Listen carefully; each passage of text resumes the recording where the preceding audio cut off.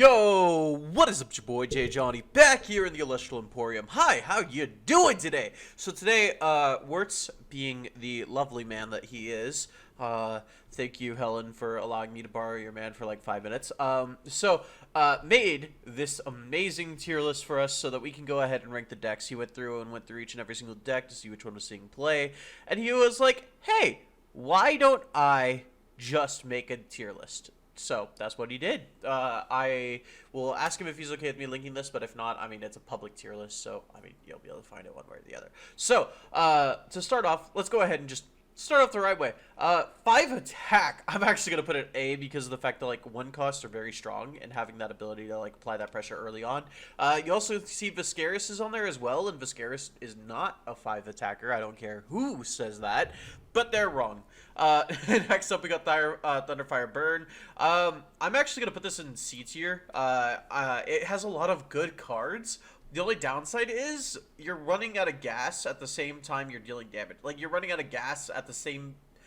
Basically, you're not dealing as much damage as you're using to deal damage, if that makes sense. You're maybe going, like, +1 on Spirit's Expansion every single turn, and, I mean, that's not... You're not going to win at that pace. You're really not. On top of that, you're going to be playing against decks that are stronger with bigger boggies. For example, 5, like the 5 right here, right? All of them are much bigger bodies, and they have much better effects than the just expend 1. So I'm going to put it in C tier. It could honestly be in B tier, because expending spirits is always useful, but I don't think that it's as powerful without, like, you know, a big body to back it up. And unfortunately, Nekruff and Toxion are the 2 biggest bodies that they have, so we're just going to go ahead and put it in C tier. Next up, we got the Foamy Army. I'm actually going to put this in A tier. Jacob's probably screaming at me because he's going, it's S tier, it's S tier! The only thing that keeps Foamy from, like, actually being, like, too amazing, it's called the Foamy Army, but it's actually just water. Wait, no, this is mono water. Wait, so these are 2 different decks? A water defense. But yeah, I'm actually going to put water defense up here at the Foamy. I actually think these 2 decks are basically the same thing. Sorry, Jacob, but it's basically the same thing. I do think that water defense is actually better than Foamy Army just because of the fact that Foamy Army relies on Caprigal and it can't play Galaxia, so it loses its 6 attacker unless it expends with Mustache, or loses its 5 attacker unless it expends with Mustachian, and that's a lot to ask for. Next up, we have Fruit. Fruit is definitely A tier. I think it's low A tier. It can definitely steal games whenever it's not meaning to, which is kind of funny to me, in my opinion. Next up, Since Harbor is probably... I'm gonna go D tier just because it has to safely attack. Like, September has to safely attack to get out Since Harbor. Honestly, it could be low C tier, but I'm gonna go D tier just because I know that something has to be down here in D tier. Next up, we got Condiment Control. I'm actually going to put Condiment Control in B tier because of the fact that, like, stun decks are always not fun. Leo Lock is a better version of stun control, so we're gonna put it in A tier. Axiom Control is actually, like, kind of mid now. The huge thing that, like, made Axiom Control really good was solely because of the fact that, like, we had a limited card pool, but now we have cards like Heliod's Chariot that can kind of, like, just shut this down. Trident's a lot better now, which means that that will always inherently make Axiom Control worse. So I'm gonna actually put it in B tier. It's still a good control deck, but I mean, like, again, Trident's much better. We have cards like Heliod's Chariot, which you could throw on the side. You have better forms of removal for runes. I just kind of don't think that it's that great right now. Next up, we got the Bears. Bears are B tier for Bears. Bears are B tier for Bears. The reason being, they just don't have that body. Like, they don't have the body that's necessary. Next up is Direct Burn. Anybody in the anybody at all in the Elestrals Roundtable can tell you that I honestly think that Burn is, like, one of the best forms of meta there is, especially if we're talking about Waspire. But at the same time, it doesn't have any good cards. We're just not letting good cards come out for Waspire. So I'm gonna put it in C tier because nobody wants to play against this deck, and it will never be good. Actually, I would add a tier, but I don't want to. I'm just gonna actually put it in D tier because dumb deck, dumb. Next up, we got discard. Discards. The hand doesn't matter in Elestrals unless you already have a low hand, in which case you're probably losing the game anyways. Plus, these don't have...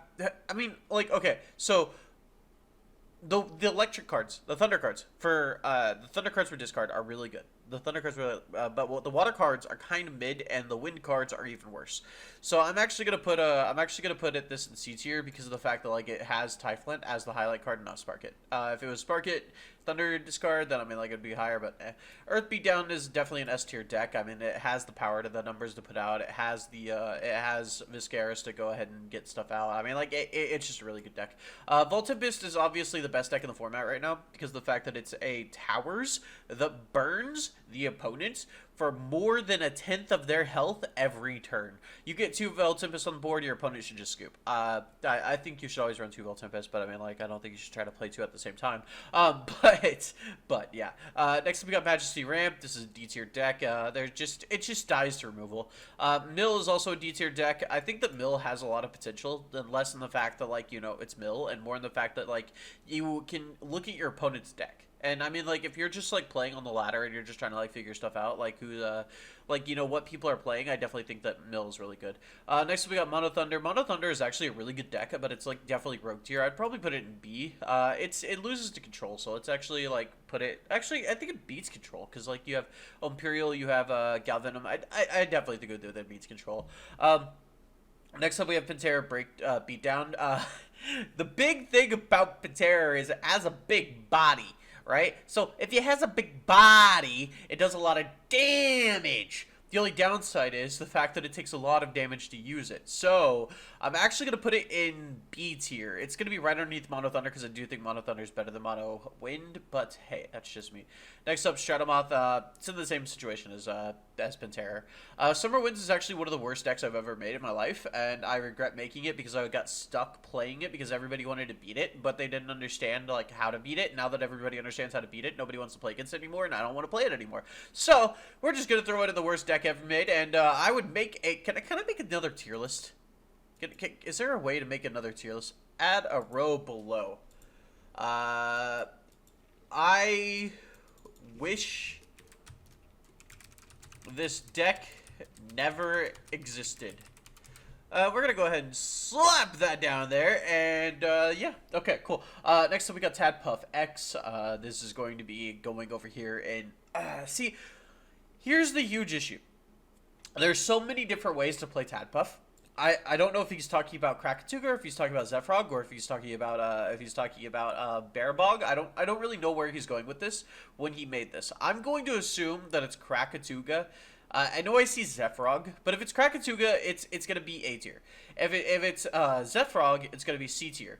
If it's Bearbog, it's gonna be D tier. So I mean, like we're gonna go C tier because it has Zephyrog. But like I mean, if it was Krakatuga, it would have been A tier because I mean, Eruption is just powerful. Next up, we got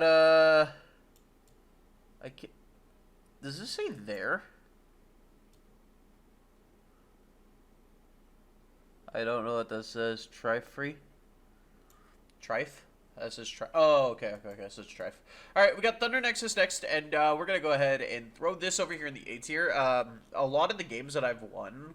So I played against Dan 3 times, and I've won all 3 games, and all of them were with what should have been a Volt Tempest deck, but ended up being a Thunder Nexus deck. I'm going to put it in the A tier because, I mean, like, you don't need Volt Tempest to win games if you're playing Thunder Nexus. Let's go, boys!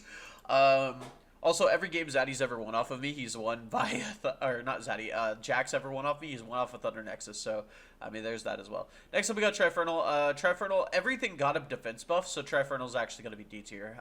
Just inherently, when the stuff gets bigger defense, it's going to just be, like, you know, much harder to actually win with Trifernal.